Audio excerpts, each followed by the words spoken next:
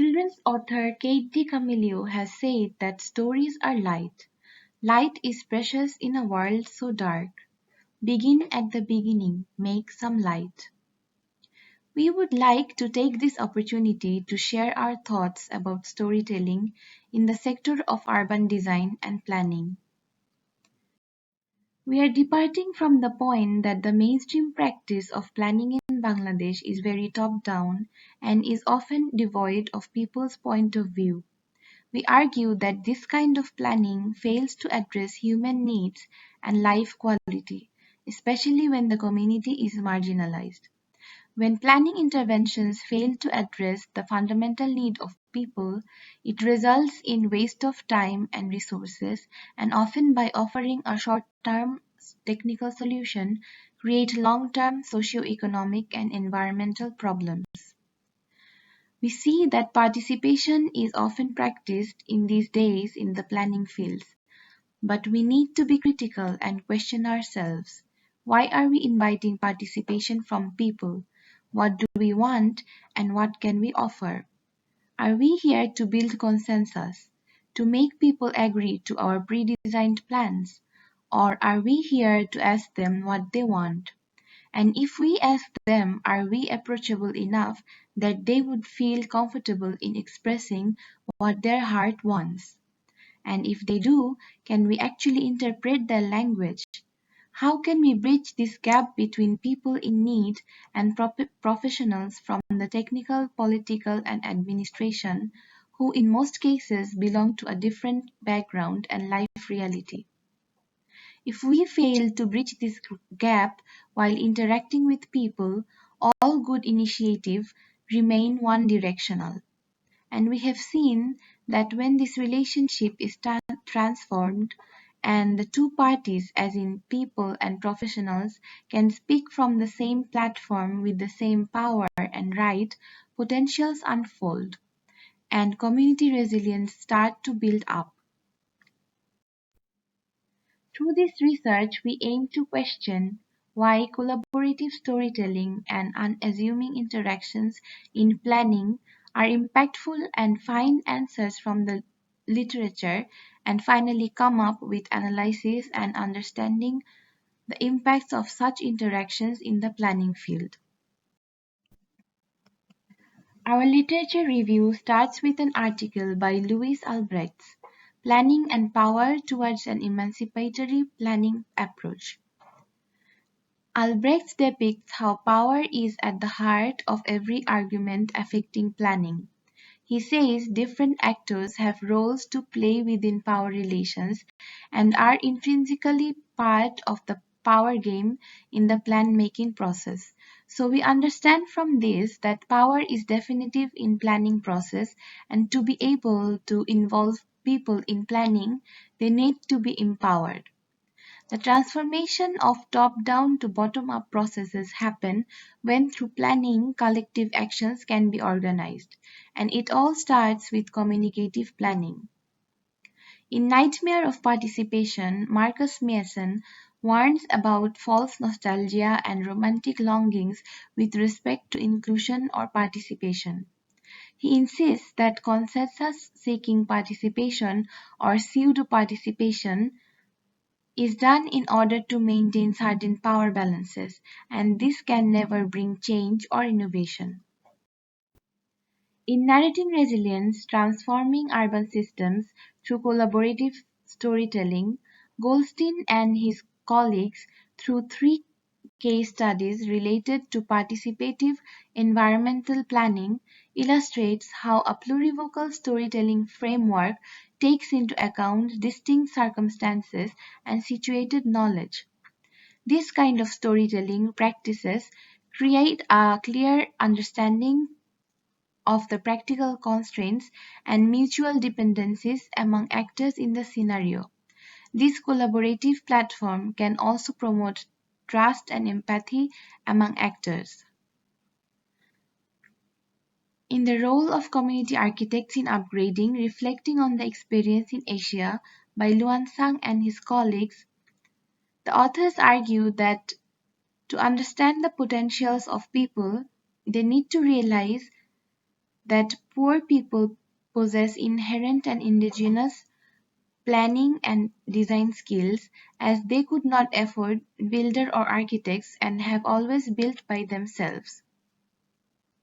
The authors illustrate the working process of community architects from CAN or Community Architects Network, who keep a horizontal relationship with people by facilitating and advocating for with people, so more and more communities can become para-architects and para-professionals. Their modest and less domineering presence have largely helped remove the usual feelings of anxiety, discomfort, and subservience that community people feel when interacting with professionals. In operative design, not doing, and the experience of the Community Architects Network by Camilo Buono and Giorgio Talocci, the authors discuss the working process of community architects from CAN with the help of a philosophical theory by Agamben.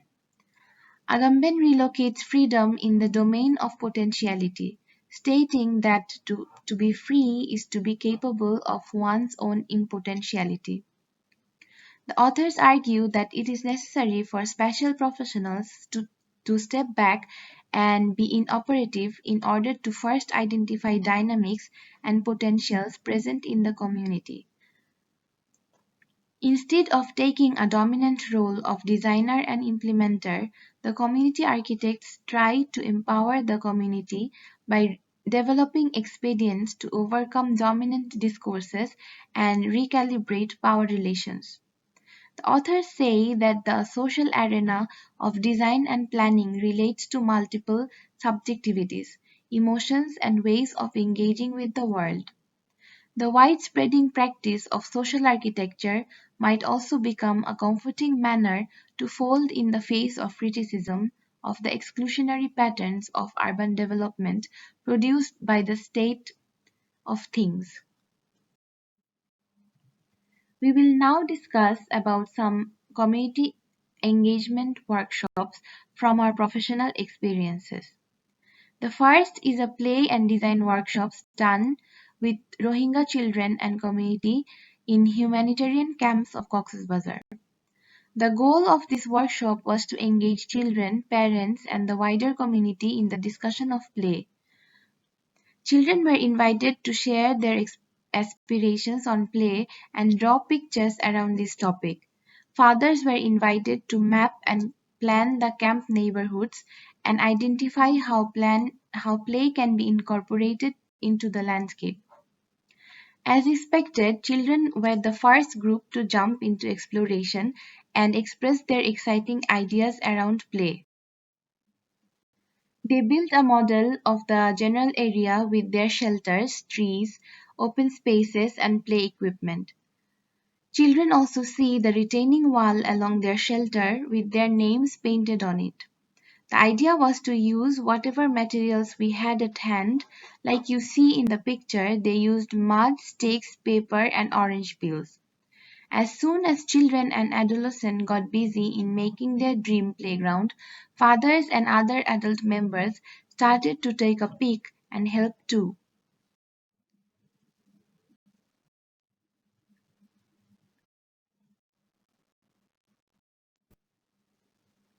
Generally, around the discussion of play, Rohingya fathers respond with doubts of its necessity. They say it's more important to acquire life skills and to practice academic and religious studies. Slowly, through repeated exercises and discussions, they started to open up and positively engage with the planning initiatives. We sat with mothers and young girls separately to know how play was practiced in their villages in Myanmar. Women recalled their homesteads with ample open spaces, trees, and yards where children used to play, and mothers could supervise them from the kitchen or verandas of their stilt houses. The second case is co-creating Jhinaida workshop with local communities and professionals. This was a one-week workshop with an aim to generate urban planning ideas in a shared platform among locals, communities, and professionals coming from different places of the country.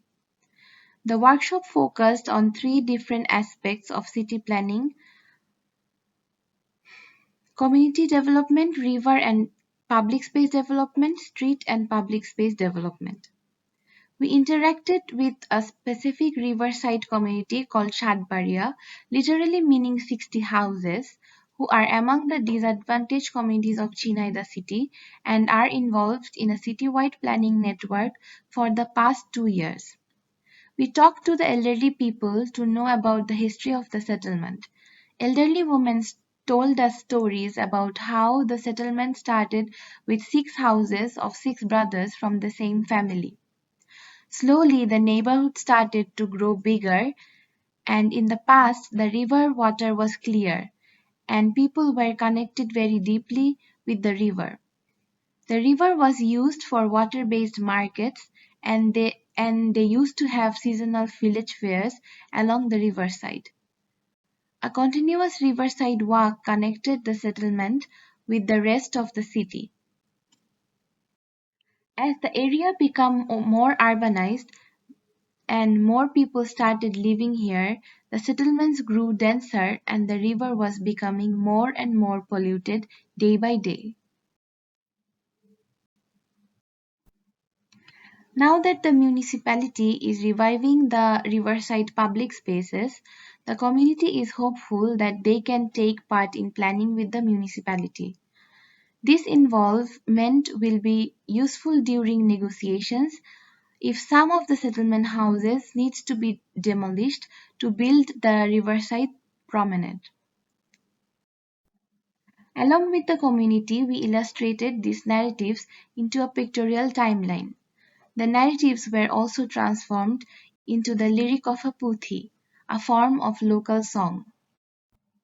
In the final day of the workshop, children and women from the community presented this narrative and a young woman sang the puthi.